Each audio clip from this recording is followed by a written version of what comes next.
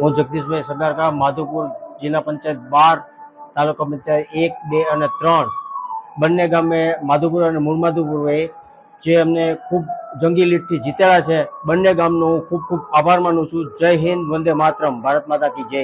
આજ રોજ પોરબંદર જિલ્લા પંચાયત 12 તથા માધુપુર તાલુકા પંચાયત 1, માધુપુર તાલુકા પંચાયત 2, મૂળ માધુપુર તાલુકા પંચાયત 3 આજે ભારતીય જનતા પાર્ટીનો ભવ્ય વિજય દેવા બદલ માધુપુરની જનતા તથા મૂળ માધુપુરની જનતાનો ખૂબ ખૂબ આભાર માનું છું.